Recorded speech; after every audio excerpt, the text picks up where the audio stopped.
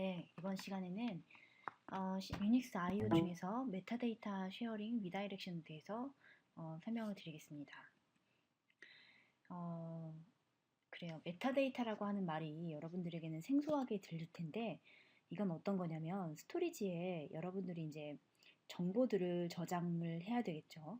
근데 그 정보를 저장할 때 내가 마치 파일에다가 이렇게 라벨링을 붙여서 어떤 정보가 어디에 있고 이거를 접근할 수 있는 권한은 뭐 사장님인지 난지 이렇게 사용자별로 접근 권한도 설정을 해야 되고 그래서 그렇게 좀 잘 나눠 담고 나중에 다시 찾을 때 효율적으로 찾을 수 있는 형태로 저장을 하게 되죠. 그렇게 저장을 시켜주는 프로그램이 사실은 파일 시스템이라고 하는 프로그램이에요. 파일 시스템에서 관리하고 있는 정보 중에 가장 중요한 것 중에 하나가 메타데이터죠. 이거는 뭐냐면 여러분들이 실제 여러분들이 숙제를 하나 했다. 그러면 숙제 파일이 하나가 생성이 되고 거기에 이제 실제 내용이 있고 그 파일을 관리하기 위한 정보가 또 이제 관리가 돼야 돼요. 그래서 이거는 언제 생성이 됐고 누가 만들었고 위치가 어디에 있는지 등을 이제 그 OS, 즉 시스템 소프트웨어인 OS가 알아야 하기 때문에 그러한 데이터들을 관리를 하고 있는데 그게 바로 메타데이터라고 하는 거예요. 그래서 어떤 데이터가 있으면 그거를 관리하기 위한 또 데이터이다. 그래서 데이터 about data라고 얘기를 하고요. 그래서 어, 각 per 파일 메타데이터를 커널에서 관리를 하고 있습니다. 근데 이제 때로는 여러분들이 본인만의 파일을 또 이제 뭐 내가 뭐 일주일 동안에 하루 전까지만 뭐 수정을 했던 파일들을 다 목록을 보여달라라든지 이런 식의 작업을 할 때는 파일 시스템에서 관리를 하고 있는 메타데이터들을 접근을 해야 되겠죠. 그래서 이 접근을 하기 위한 시스템 콜을 또 커널에서 제공을 해줍니다. 그게 이제 스태트 또는 fstat라고 하는 펑션이 되겠습니다. 그래서 보시면 여기 이제 스태트라고 하는 자료 구조 있죠. 스트럭트 스태트라고 하는 자료 구조가 실제 메타데이터를 담고 있는 구조체가 돼요. 그래서 여러분들이 보시면 이제 이 파일이 어떠한 디바이스에 있느냐, 여러분들이 하드디스크를 뭐 10개를 꽂아놨다. 그러면 1번에 있는지 2번에 있는지 뭐 이런 정보를 가지고 있고요. 그리고 뭐 쭉 이제 보다 보면 이거를 만든 유저가 누구냐, 또 이 친구가 언제 라스트로 액세스를 당했고, 그리고 마지막으로 모디피케이션 된 타임이 뭐냐, 뭐 등등 이러한 정보들을 이제 스태트라고 하는 구조체에 가지고 있습니다. 그러면 이제 이런 것들을 이제 접근하는 이그젠플에 대해서 한번 살펴볼게요. 그래서 보시면 이거는 뭐냐면 여러분들 자기가 지금 관리하고 있는 하드디스크에 내가 디렉토리가 도대체 몇 개인지 세보고 싶은 경우가 있어요.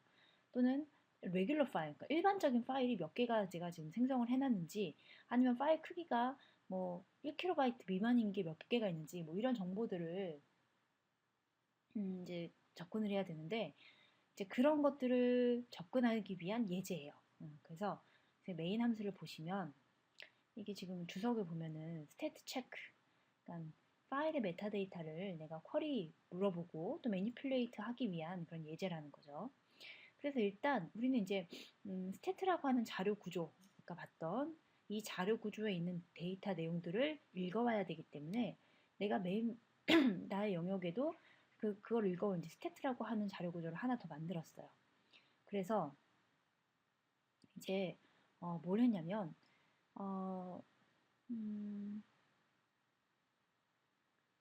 이 스태트라고 하는 함수를 통해서 여러분들이 이렇게 stat check.c라고 하는 파일에 아규먼트로 넘어온 거죠. 아규먼트로 넘겨온 파일을 여기다 넘겨줬어요.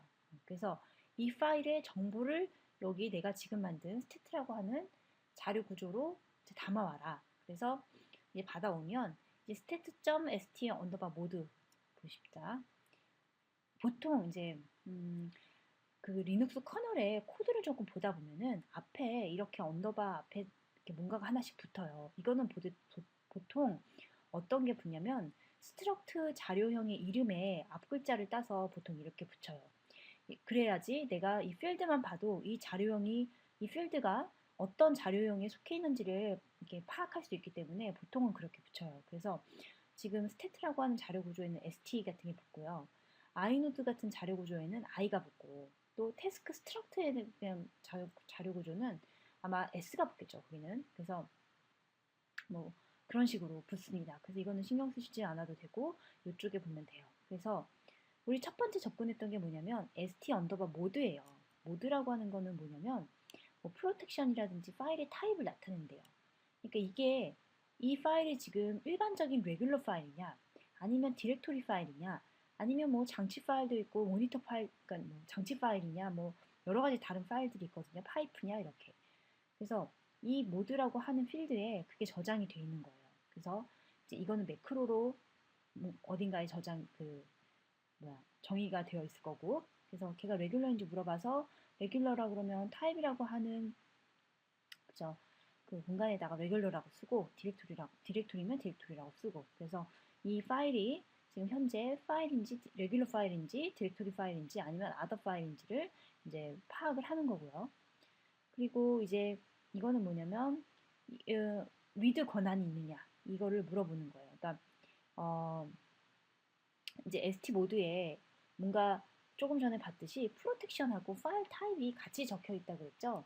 그래서 이게 지금 모드 언더바 t라고 하는 자료 구조인데 여러분들은 보통 데이터의 자료형을 인티저라든지 플로트라든지 이런 것만 봤지 이런 것들을 본 적이 없죠. 근데 그냥 이것도 그런 건 똑같다고 생각을 하면 돼요. 그래서 내가 모드를 저장을 해놓는 그 공간이 몇 사이즈만큼을 필요한지 사람들이 정의를 해요. 일단 예를 들면 모드 언더바 t는 인티저다 이렇게. 그러면 인티저라고 하는 거는 인텔 32비트 머신에서는 32비트인가요? 4바이트니까. 그래서 4바이트 중에 반은 내가 파일 타입을 나타내는 데 쓰고 반은 또 이제 얘가 어떤 프로텍션이 있는지 그걸 나타내는 데 쓰게 되는 거예요.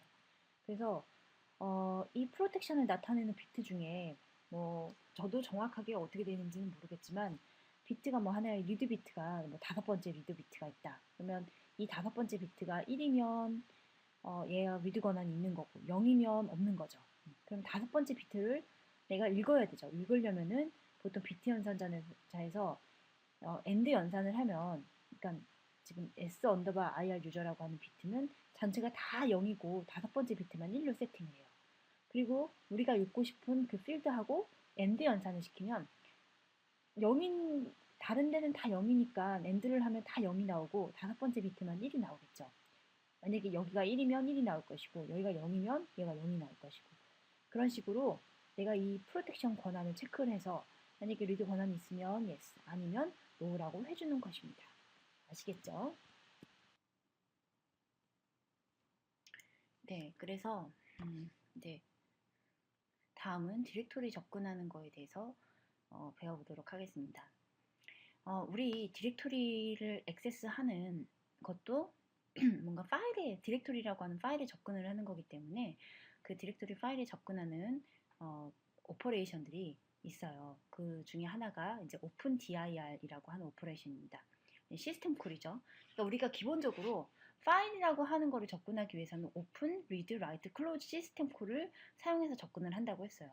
근데 그 파일 중에서도 또 디렉토리는 약간 스페셜한 파일이기 때문에 그거를 접근하는 시스템 콜이 오픈 dir, read dir이라고 하는 이름으로 제공이 됩니다.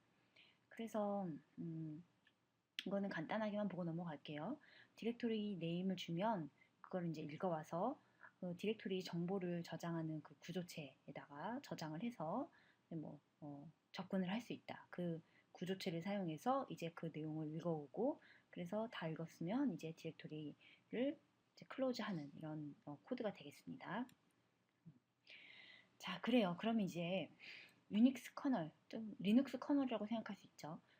리눅스 커널에서 오픈 파일들을 도대체 어떻게 나타내느냐에 대한 내용입니다.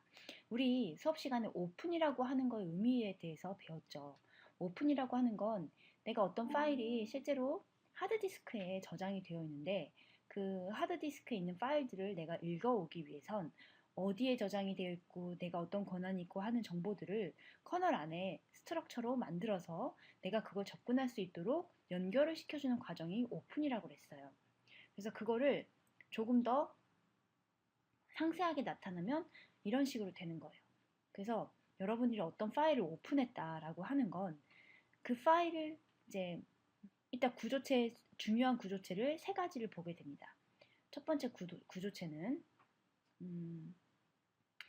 FD 테이블이었죠. 여러분들 그 프로세스마다 이 테이블 하나씩 별도로 가지고 있어요. 그래서 내가 0번, 1번, 2번, 3번, 4번 이렇게 있고, 그래서 여기에는 뭐가 있냐면 메모리 주소가 있다고 그랬죠. 메모리 주소가. 그래서 이 메모리 주소를 따라가 보면 실제로 오픈 파일 테이블이라고 하는 게 나와요. 그래서 여기는 그 PCB 안에 FD 테이블이 있고, FD 테이블 따라가면은 이제 전체 글로벌하게 모든 프로세스들이 오픈을 한 그 파일들을 관리하기 위해서 파일이라고 하는 구조체의 테이블을 가지고 있어요. 그래서 이 파일이라고 하는 구조체는 뭐가 있냐면 여러분들 제가 리드 시스템 콜 설명할 때 실제로 파일을 접근할 때 어디서부터 읽어오라는 그 아규먼트는 넘기지 않는다 그랬죠. 그래서 이 파일 포지션이라고 하는 게 그걸 이제 저장하고 있는 필드입니다. 즉 내가 파일을 처음에 오픈을 하면 내가 지금 현재 접근하고 있는 위치, 그 위치가 처음엔 0이에요. 그러다가 내가 리드를 조금 하거나 라이트를 하면 이게 차례대로 그만큼씩 증가를 하게 돼요. 그래서 이거를 다시 바꿔주기 위해서는 lseek 같은 시스템 콜을 사용해야 한다고 했어요. 그래서 여러분들 FT 테이블의 이 구조체를 주소값을 따라가 보면 파일이라고 하는 구조체가 나오고 파일이라고 하는 구조체에는 지금 내가 파일을 접근하고 있는 위치가 어디고 레퍼런스 카운트가 몇 번인지 몇인지 등을 저장하고 있어요. 그리고 이 파일은 실제 해당 파일에 메타데이터를 저장하는 그 구조체를 이렇게 가리키고 있습니다. 그래서 이 부분을 우리가 오픈 파일 테이블이라고 그러고 이쪽을 vnode 테이블이라고 합니다. inode 테이블이라고 얘기를 하죠. 최근 리눅스에서는. 그래서 이렇게 됐죠. 자, 그래서 여기를 이제 좀 읽어보면 두 개의 디스크립터가 있어요. 어떤 디스크립터냐면 오픈한 디스크 파일들 두 개의 디스팅트하다는 것은 다른 구별되는 그러니까 두 개의 오픈한 디스크 파일들을 내가 가리키고 있는 레퍼런싱 하고 있는 두 개의 디스크립터가 있는데 지금 이 상황에서는 FD 1번 디스크립터 1번은 즉 스탠다드 아웃이라고 하는 파일을 가리키고 있어요. 보통 그거는 터미널이라고 했죠. 모니터 여러분들 보고 있는 그 터미널 창 그게 스탠다드 아웃이고요. 디스크립터 4는 뭔가 우리는 여기서는 나와 있지 않지만 어떤 레귤러한 파일을 열었던 것 같아요. 그래서 이렇게 가리키고 있다. 자, 그런데 이렇게 파일 쉐어링을 할 때 어떤 식으로 쉐어링을 할 수 있느냐라는 거죠. 두 개의 다른 디스크립터가 내가 각각 파일은 다른 구조체를 가지고 있지만 그 파일 구조체가 실제 진짜 파일의 메타데이터 정보를 가리키는 그 주소값을 이렇게 동일한 아이노드 메타데이터를 가리키도록 해놓으면 어떻게 돼요? 내가 3번으로 접근을 해도 이 파일에 접근할 수 있고 4번으로 접근을 해도 결국에 똑같은 파일에 접근을 하는 거예요. 그러니까 얘가 만약에 뭐 homework.c다. 내가 C 코드를 하나 만들었어요.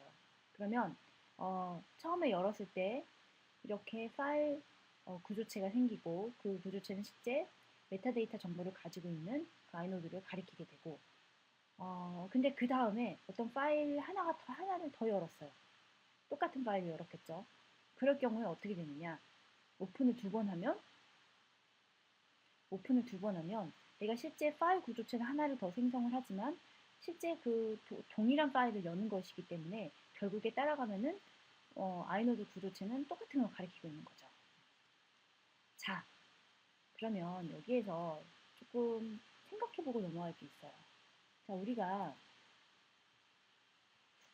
지금 동일한 파일을 두 번 열었죠.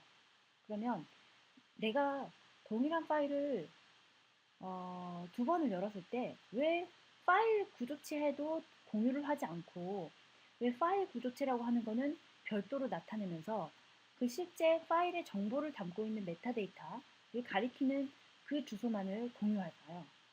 그러니까 이 데이터만 공유하고 이것들은 내가 오픈한 거마다 할당을 해주죠. FD 값하고 파일 구조체는. 왜 그러냐 하면 지금 이 파일 구조체에서 가장 중요한 데이터는 사실 파일 포지션이에요. 그러니까 내가 어떤 파일을 열었는데 그 파일을 내가 지금 어디를 접근하고 있느냐를 나타내는 거예요. 그래서 우리가 동일한 파일을 두 번 열어놓으면 이 첫 번째 파일 디스크립터를 통해서 여기까지 읽었고 이거를 보고서 내가 첫 부분을 고치고 싶다. 그러면 두 번째 파일 디스크립터를 통해서 또 내가 원하는 포지션을 조정을 해서 이렇게 접근을 할 수가 있는 거죠. 그래서 파일은 하나가 열려 있지만 내가 손가락 가리키고 있는 위치를 여러 개를 둬서 어떤 파일을 접근할 수 있도록 쉐어를 할 수 있도록 해주는 자료 구조입니다. 그래서 여러분이 오픈을 그렇죠. 그래서 그렇지만 실제 파일에 대한 정보 자체는 똑같으니까 이거는 공유를 하되 포지션만 별도로 유지를 하는 이런 식으로 구조가 되어 있습니다. 그래서 이 이름을 알아두실 필요가 있어요. 첫 번째 거는 뭐예요? 파일 디스크립터 테이블. 두 번째 거는 오픈 파일 테이블. 이게 좀 헷갈리는데 이 구조체 이름이 사실은 파일이에요. 그래서 오픈한 파일들의 테이블을 가지고 있고 이게 이제 커널 영역에 다 있겠죠. 그리고 이쪽은 아이노드를 읽어와서 그 정보를 저장하는 그 구조체다. 그래서 보통 V노드 테이블, 아이노드 테이블이라고 이야기를 합니다. 자, 그러면 내가 포크를 했을 때, 포크라고 하는 건 뭐죠?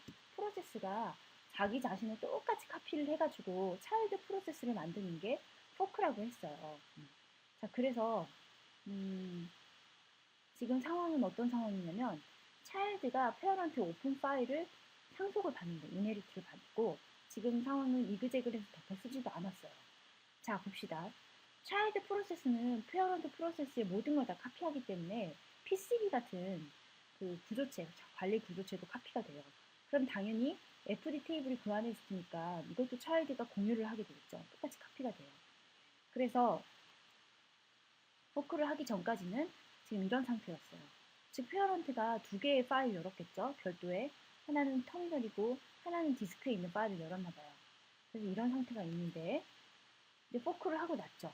포크를 하고 나면 이게 이 똑같은 페어런트 거를 차일드도 똑같이 가지기 때문에 여기까지만 카피를 하죠. 왜냐면 여기까지만 PCB에 있는 거고 이거는 그냥 커널 영역에 있는 거예요. 그래서 이거를 카피를 하기 때문에 이게 이렇게 가리키는 형국이 됩니다. 그러면 지금 페어런트하고 차일드가 실제로 파일을 완전히 공유를 하고 있죠. 완전히 공유를 하고 있습니다. 그래서 이런 형식을 통해서 우리가 뭘 할 수 있냐면, 자, 질문이 뭐냐면, 우리 쉘에서 봤던 리다이렉션, 즉 LS의 결과를 내가 터미널에 풀어주지 말고 어떤 float.txt라고 하는 파일에다가 저장을 하는 이 리다이렉션을 어떻게 임플리멘트 할 거냐. 어떻게 임플리멘트를 할 거냐면 이 fd 값을 조정해가지고 임플리멘트를 할 수 있는 거예요. 자, 보면 by calling the top2 이게 사실 duplicate라고 하는 fd 값을 카피해주는 시스템 콜입니다. 그래서 보시면 이제 내가 덥을 호출하기 전에는 fd1은 사실 터미널을 나타내는 주소값이 있었을 거고 fd4에는 내가 하드디스크에서 접근하는 파일의 그 구조체를 나타내는 주소값이 있었을 거예요. 그런데 내가 이거를 카피를 하는 거예요. 그러면 어떻게 돼요? 실제로 이 FD에도 내가 지금 터미널을 나타내지 않고 가리키지 않고 실제 디스크에서 뭔가 접근을 하고자 하는 파일을 똑같이 접근을 하는 거죠. 자, 그러면 이 사실과 리다이렉션이 뭐가 관련이 있는지 살펴보겠습니다. 자, 첫 번째 LS라고 하는 건 내가 실제 이 결과를 원래는 어느 파일에 적게 돼 있어요? 터미널 파일에 적게 돼 있죠. 터미널이라고 하는 그 터미널 창에다가 뿌려주는 건데 그렇게 뿌리기 위해서는 이 내부적으로 FD1이 실제로 스탠다드 아웃이기 때문에 보통 모니터, 터미널이라고 했죠. 터미널에 뿌려주도록 FD1에다가 써줘라고 요청을 할 거예요. 그런데 쉘이 어떻게 해요? 이 친구를 실행하기 전에 자기를 포크를 먼저 하죠. 포크를 하고 난 다음에 지금 포크를 했으면은 이 차일드, 그러니까 LS를 실행하기 위해서는 맨 먼저 쉘이 자기를 포크해서 LS를 만들죠. 그럼 LS는 내가 뭔가 이런 식으로 생겼다. FD 값이. 그런데 내가 그 다음에 그러니까 쉘을 포크를 해서 차일드를 만들었고 차일드를 아직 이 LS라고 하는 실행 파일로 이그젝을 하기 전에 뭔가 FD 값이 있었을 텐데 그 전에 FD 값을 내가 스탠다드 아웃이라고 하는 그 위치에 실제로는 foo.txt를 가리키도록 이렇게 파일 디스크리터를 바꿔주는 거예요. 그러면 그러고 나서 이그젝을 시키면 LS는 내가 fd1에다가 뭔가를 쓰지만 실제로는 어디에 저장이 돼요? foo.txt에다가 저장이 되는 그런 방식이 되는 겁니다. 아시겠죠? 그래서 자 다시 한번 정리를 해보면 첫 번째 오픈한 파일을 그 스탠다드 아웃에 일단 파일을 오픈을 했는데 그거는 원래는 스탠다드 아웃으로 죄송합니다. 스탠다드 아웃이 그쪽으로 리다이렉트가 되어야 되는 파일을 일단 오픈을 하래요. 그래서 이건 언제 해야 되냐면 이그젝을 하기 전에 즉 내가 여기서 쉘이 LS를 이제 만들었죠. 만들고 나서 실제 LS를 이그젝을 해야지 LS가 돌아가잖아요. 그 전에 이 FD 값을 일단 바꿔주기 위해서 오픈을 하는 거예요. 그 리다이렉션을 해야 되는 파일로. 그러면 내가 오픈을 했으면 새로운 FD 4번에 그 여기서는 지금 예제가 foo.txt니까 foo.txt에 해당하는 데이터 메타데이터라든지 뭐 데이터 스트럭처들이 잔뜩 커널 안에 생기고 그 구조체를 이제 디스크립터의 FD 4번이 가리키고 있을 거예요. 그런데 우리가 원하는 건 실제로 터미널 대신에 여기다 쓰는 거니까 이 덥이라고 하는 걸 이용해서 이쪽을 여기로 이제 바꿔주는 거죠. 그러고 나면 이제 이그젝을 시키는 거예요. 이그젝을 시키면 LS가 이제 실행을 하려고 fd1을 접근해서 쓰면 실제 이 파일에 접근하게 되는 이런 식으로 우리 쉘에서의 리다이렉션을 구현을 할 수 있는 겁니다. 아셨죠? 그래서 이거는 여러분들이 살펴보시고 시험 범위 안에 들어가니까 잘 살펴보세요. 그래서 이거는 내가 FD 값을 조정을 했을 때 실제 어떠한 결과가 나올 거냐라고 하는 내용입니다. 이것 역시 살펴보시고요. 자, 그 다음에 이제 스탠다드 IO에 대해서 배우도록 하겠습니다.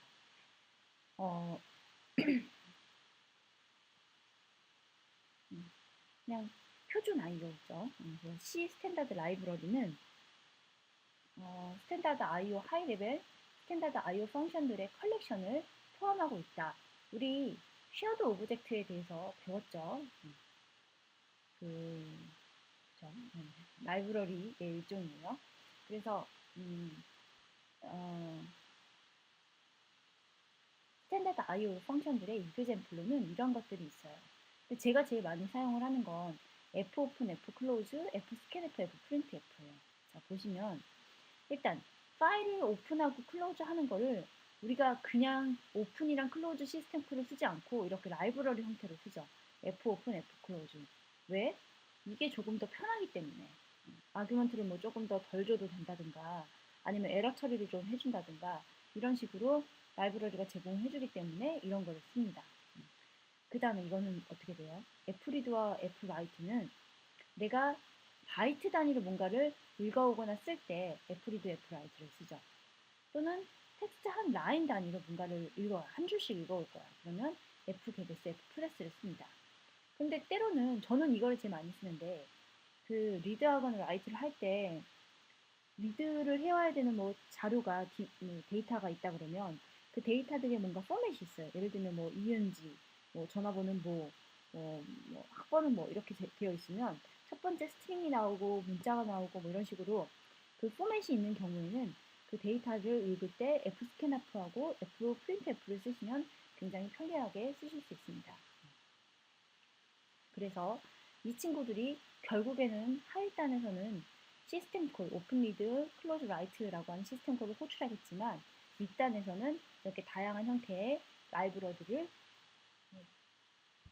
사용할 수 있게 됩니다. 그래서 지금 보시면 스탠다드 IO 모델스는 파일들을 스트림으로 오픈을 하게 됩니다. 그래서 뭐 똑같은 얘기예요. 그래서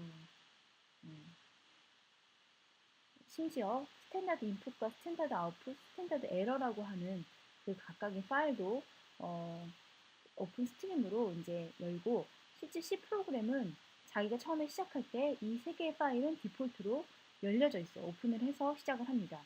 왜? 다 똑같이 사용을 하기 때문에 그냥 열고서 시작하는 게 빠르겠죠. 그래서 이렇게 되어 있고, 이걸 이제 사용을 하시려면 일단 fprintf라든가 이런 식의 라이브러리는 아규먼트로 파일이라고 하는 구조체를 사용해요. 그래서 여기에 이제 접근을 해주면 fd가 아니죠. fd 윗단에 라이브러리 형태로 지원을 하고 있기 때문에 이거는 파일이라고 하는 유저 스페이스에서 제공해주는 그 데이터 스트럭처를 사용하게 됩니다. 그래서 이거를 이제 사용을 해서 fprintf로 호출할 때는 이런 식으로 쓰면 돼요. 내가 스탠다드 아웃에다가 보낼 건데 그때 이렇게 문자를 보내라 하고 포매팅을 맞춰서 해주시면 이 파일에 적히게 되겠죠. 그러니까 사실 이 문장은 printf랑 똑같은 문장이에요. 자, 그런데 실제로 이 라이브러리 펑션은 조금 생각을 해봐야 될 이슈가 있어요. 뭐냐면 지금 여기서 그림으로 보여줄 수가 없어서 너무 조금 불편한데, 지금 보시면 여러분들 이렇게 메모리 스페이스가 있잖아요. 메모리 스페이스가 있으면 한쪽 영역은 OS가 쓰고 있고 한쪽 영역은 유저 스페이스라고 해서 프로그램들이 각각 쓰고 있는 그 영역으로 이렇게 두 가지로 나뉩니다.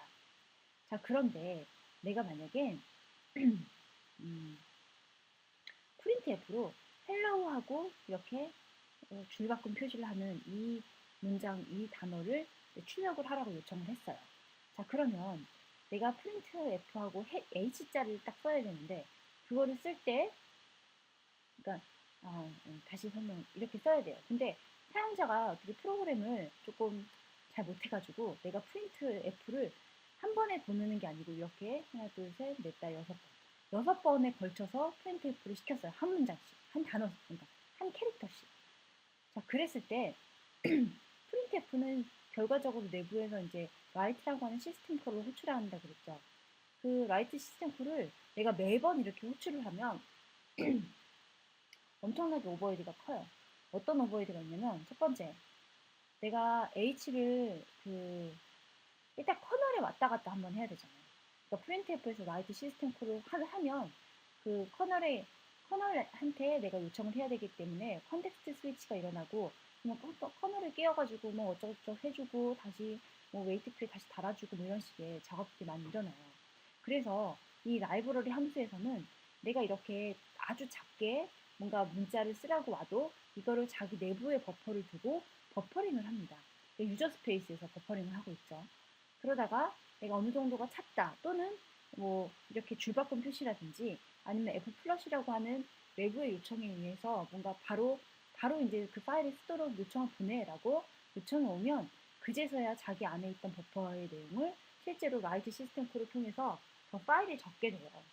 그래서 여러분들 가끔 보면 프린트F로 내가 보냈는데 터미널에 출력이 안 되고 종료가 되는 케이스를 아마 보신 적이 있을 거예요. 아니면 뭐 어떻게도 뭐 이때 지금 프린트F를 여기 세 번째 줄에서 했는데 실제로 내가 다 돌리고 나서 뭐 여기에서 뭐 프린트F가 나온다든가, 그런 경우에 보통 이런 줄바꿈 표시를 안 했을 때 그렇죠. 그거는 이 printf 라이브러리 함수 내부 버퍼에만 이게 적혀 있는 거고, 실제 리눅스 커널을 넘어가서 해당 파일에다가 라이트 요청까지 안 된 거예요. 그래서 그런 식의 현상이 나타나게 됩니다. 그래서 printf를 이렇게 여러 번 하게 되면 그거를 각각 라이트를 해주는 게 아니라 다 모으고 나서 어떤 특정한 시점에 내가 그죠? 라이트 하고 이거는 뭐였어요? fd 값이었죠. 그래서 모니터에다가 터미널 창에다가 내가 지금 버퍼의 시작 주소로부터 6개의 바이트, 그죠?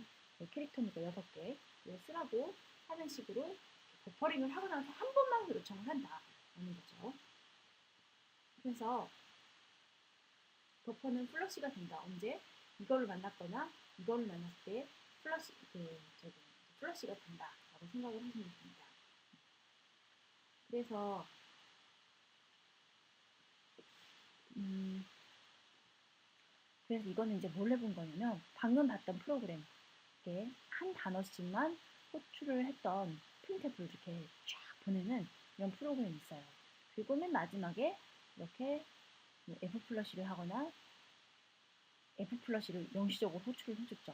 이 F 플러시라고 하는 게 프린트 F가 가지고 있는 버퍼를 비워서 다 지금 빨리 그 파일에다가 적도로 요청을 보내라 라는 뜻입니다.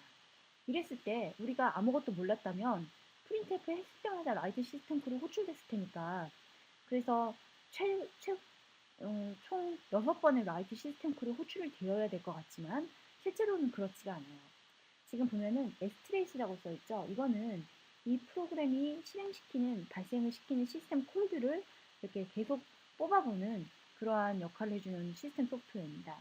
이걸로 내가 이 헬로우라고 하는 프로그램을 돌면서 어떤 시스템 콜이 호출이 되는가 봤더니 라이트라고 하는 시스템 콜은 딱 한 번 호출이 된다는 거예요. 이걸 다 버퍼링을 해서 1번 그 스탠다드 아웃 파일에다가 내가 이렇게 6개의 글자를 쓰라고 한 번만 호출이 되더라는 거죠. 이해가 되셨죠? 그래요. 그래서 결론을 얘기하자면 전체적인 그림이 이렇게 됩니다. 지금 여러분들이 이제 프로그램을 짤 때는 보통 IO 라이브러리라든지 이런 그 시스템 콜을 다 사용을 할 수 있어요. 원칙적으로는. 그런데 우리가 보통은 이거를 사용하지 않고 보통은 이렇게 라이브러리 함수들을 많이 사용하는 경우가 많죠. 물론 시스템 디벨로퍼들은 이런 걸 많이 사용할 거고요. 그래서 이 라이브러리 함수들은 그 자기네들이 뭔가 포맷이라든지 버퍼링이라든지 이런 효율성과 그리고 편의성을 향상시키기 위해서 뭔가 제공을 해주는 라이브러리 함수들이고요. 그런 걸 이용하지 않고 내가 그냥 직접 시스템 콜 인터페이스를 쓰겠다 그러면 쓰실 수도 있어요. 그리고 이제 여기 이 책 교재에서 자체적으로 만든 펑션들에 대한 내용인데 내가 그냥 이렇게만 아시면 돼요. 내가 정의를 해서 만들 수도 있다. 그래서 너는 뭘 쓸래? 라고 물어보고 있네요. 네, 그래서 우리가 지금 사용할 수 있는 게 유닉스 IO 시스템 콜도 있고 또 우리가 또 사용할 수 있는 게 뭐가 있어요? 스탠다드 IO 시스템 콜도 또 있죠. 잠깐만요. 스탠다드 IO 시스템, 아니, 라이브러리 펑션들도 있죠. 자, 그러면 이거를 각각 언제 사용을 하는 게 좋고 어떤 장단점이 있는지를 살펴보도록 하겠습니다. 그래서 유닉스에서 리눅스에서 일단 제공해주는 시스템 콜을 사용하는 경우는 일반적으로 이게 가장 제너럴하고 가장 오버헤드가 적은 형태의 IO예요. 그렇겠죠. 라이브러리 함수를 한 번 더 레이어를 거치지 않기 때문에 조금 더 오버헤드가 적죠. 그래서 결국에 그 밑에 있는 IO 패키지들도 결국에는 리눅스에서 제공해주는 IO 펑션들에 의해서 임플리멘트가 돼요. 그리고 이 파일 메타데이터에 액세스를 하는 펑션들은 스탠다드 IO 라이브러리 없고 유닉스 IO 시스템 콜에만 있습니다.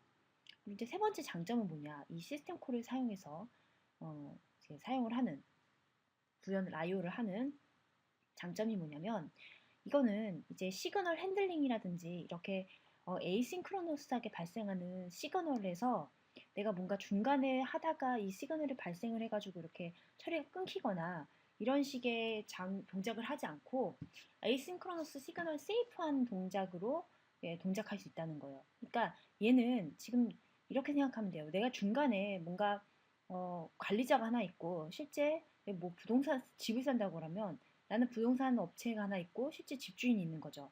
그럼 부동산 업체한테 가서 집주인한테 연락을 해가지고 뭔가를 이렇게 하는 게 아니라 저는 바로 집주인하고 얘기를 하고 있잖아요. 그러면 다른 부동산에서 저 집이 팔렸대라고 시그널을 보내면 집주인이 바로 아는 거예요. 그래서 내가 지금 집주인하고 얘기를 하고 있으면 바로 내 요청을 적절하게 이제 끊어줄 수가 있는 거죠. 그런데 내가 만약에 이렇게 중간에 라이브러리 함수 같은 거를 쓰고 있다면 내가 이 친구랑 계속 얘기를 해서 나는 잘 됐다고 생각을 하고 돌아갔는데 실제로 이게 얘가 나중에 커널하고 얘기를 하려고 봤더니 커널에서는 시그널이 뭐 나가지고 여기에서 뭐가 안 됐다던가 이런 식으로 시그널에 따라서 결과가 그러니까 내가 지금 이렇게 동작하고 있는 거 말고 다른 데서 발생할 수 있는 에이싱크로너스한 시그널에 대해서 결과가 꼬일 수도 있어요. 그래서 이렇게 꼬이지 않고 바로 커널이랑 얘기를 하기 때문에 에이싱크로너스 시그널로부터 세이프하게 내가 동작을 할 수 있다. 이런 뜻이죠. 대신에 단점은 뭐냐면 우리 봤듯이 이 리눅스 IO 시스템 콜은 굉장히 일정 유니폼하고 다 간단한 형태로 있고 내가 뭔가를 읽었을 때 내가 4kb를 읽으라고 했는데 4kb를 다 못 읽고 중간에 뭐 리턴이 되거나 아니면은 뭐 에러가 나서 마이너스 1을 리턴해 주거나 이렇게 했을 때 에러 메시지를 보여주지도 않고 뭔가 그걸 핸들링 해주는 부분이 없어요.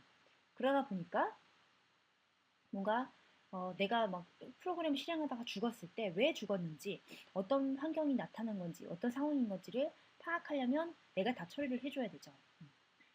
그래서 그리고 이제 아까 프린트F에서 봤던 것처럼 내가 어떤 한 줄 텍스트 라인스를 내가 읽어오고 싶어. 읽어올 때 버퍼링의 형태로 오면 이게 조금 효율적인데 이제 그래서 내가 뭔가 이 사이즈를 읽어와가지고 이제 뭐 받아와야 되는데 내가 읽어오기 위해서 있던 파일이 얼마만큼의 크기인지 모르죠. 여기가 얘가 얼마나 이 텍스트 라인을 그러니까 뭐 this is a book인지 hello인지 이 내용의 길이를 모르기 때문에 내가 이렇게 일단 가장 큰 단위로 버퍼를 만들어두고 여기다 읽어온 다음에 나머지 부분은 뭐 이렇게 처리를 해줘야 되고 이런 식의 작업들이 그죠 좀 불편하다는 거예요. 그래서 내가 한 캐릭터씩 읽어오지 않고 텍스트 라인을 읽어오기 위해서는 뭔가 버퍼링을 해줘야 되고 버퍼링을 하려면 뭔가 그걸 처리를 해줘야 되는 그런 작업들이 필요하다. 그래서 실제로 여러분들 프린트F라든지 F프린트F라든지 할 때는 내가 지금 보내고 있는 것들의 사이즈를 넘겨주지 않죠. 그냥 내가 보내고 싶은 센텐스만 적어주면 걔들이 알아서 그거를 세서 보내주고 그죠? 내가 얼마만큼 뭐 이런 포매팅으로 해서 읽어와라. 그러면 라이브러리 함수에 들어서 그런 지저분한 에러 체크들을 다 해서 실제로 여러분들이 편하게 결과만 받을 수 있도록 이렇게 제공을 해주죠. 그래서 그게 사실은 스탠다드 IO 라이브러리의 그 장점이 돼요. 그래서 어떤 프린트F처럼 한 캐릭터씩 부를 때마다 라이트 시스템 콜 하지 않고 내가 어떤 버퍼를 통해서 이렇게 이피션시를 제공해 줄 수 있죠. 또 그래서 왜 어떻게 이피션시를 제공하냐면 리드하고 라이트하는 시스템 콜을 숫자를 감소시키기 때문에 그런 거예요. 그리고 뭔가 그 내가 원하는 만큼의 사이즈를 다 읽어오지 않거나 뭐 이런 것들 처리를 다 오토매티컬리 얘네들이 해주기 때문에 되게 편하다. 대신에 단점은 일단 스탠다드 IO 라이브러리에서는 파일 메타데이터에 접근하는 펑션이 제공되고 있지 않습니다. 그리고 스탠다드 IO 라이브러리는 내가 지금 라이브러리하고 통신을 하고 있고 실제 커널까지 갔는지 안 갔는지를 몰라요. 그렇기 때문에 내가 이 커널 안에서 뭔가 문제가 생겼을 때 나는 다 썼다고 생각을 하는데 실제로 반영이 안 되는 그런 형식의 에이싱크로너스 시그널로부터 세이프하지가 않죠. 그래서 또 어떤 단점이 있냐면 저도 이거는 정확하게 모르겠지만 네트워크 소켓을 핸들링 할 때도 이게 뭔가 문제가 있나 봐요. 아주 심각한 문제는 아닐 텐데 관심 있으신 분들은 여기서 이걸 찾아보도록 하세요. 그래서 그럼 우리가 IO 펑션들을 어떤 걸 써서 내가 프로그램을 짜야 될지 선택을 할 때 첫 번째, 제너럴 룰, 가장 룰 오브 썸은 너가 사용할 수 있는 가장 하이스트 레벨을 사용하는 게 편하다.